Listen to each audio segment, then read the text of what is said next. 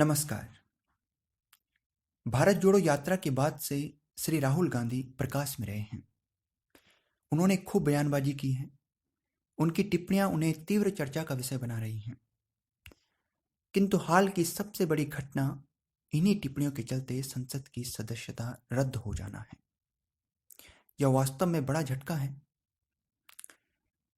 कितने पक्ष विपक्ष की प्रतिक्रियाओं के मध्य यदि तटस्थ होकर देखा जाए तो यह भविष्य के लिए नेताओं के लिए एक भाषा का मानदंड तय करता है। नेताओं के भाषणों में भाषा का स्तर हमेशा चर्चा का विषय रहा है और ऐसे और भी कई नेता हैं जिन पर इस तरह के मामले हुए हैं।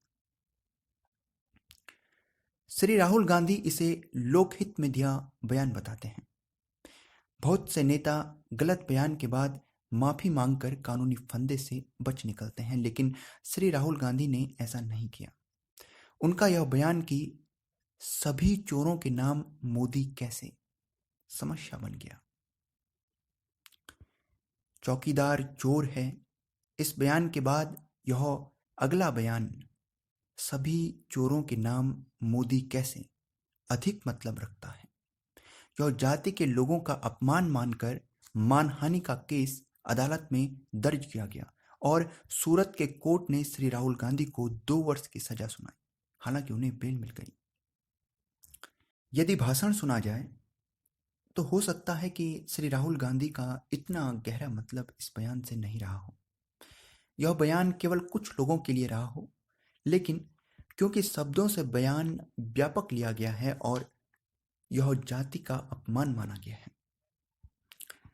यह सत्य है कि श्री राहुल गांधी की छवि को धूमिल किया जाता रहा है, लेकिन सवाल यह भी है कि यह अवसर पैदा कैसे होते हैं।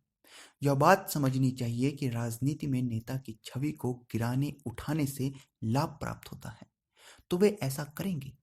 इसलिए इसे लेकर स्वयं ही नेताओं को सजग रहना होता है। इस पर श्री राहुल गांधी चूक जाते हैं। समस्या यह है कि 2 वर्ष की सजा के साथ ही अब उनकी संसद की सदस्यता समाप्त कर दी गई है। भारतीय संविधान के अनुच्छेद 102(1)(e) के तहत और भारतीय जनप्रतिनिधि अधिनियम 1951 के तहत उनकी संसदीय सदस्यता समाप्त कर दी गई। भारतीय जनप्रतिनिधि अधिनियम 1951 के तहत 2 वर्ष या उससे अधिक सजा सांसद विधायकों को होने पर उनकी सदस्यता समाप्त हो जाती है। इस घटना से राजनीतिक गर्मियां तेज हैं।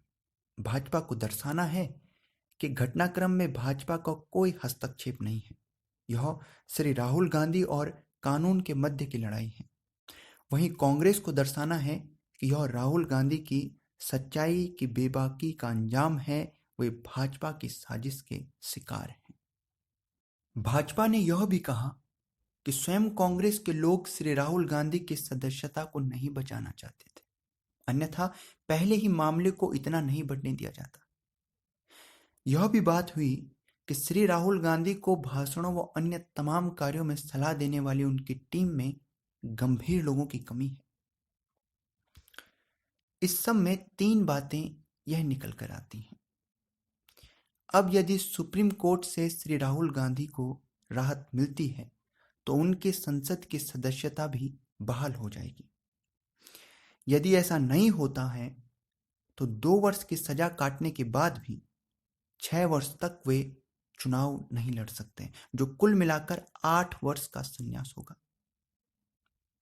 लेकिन इस सब घटनाक्रम ने विपक्ष को एक मुद्दे पर एक आवाज में समेट दिया है।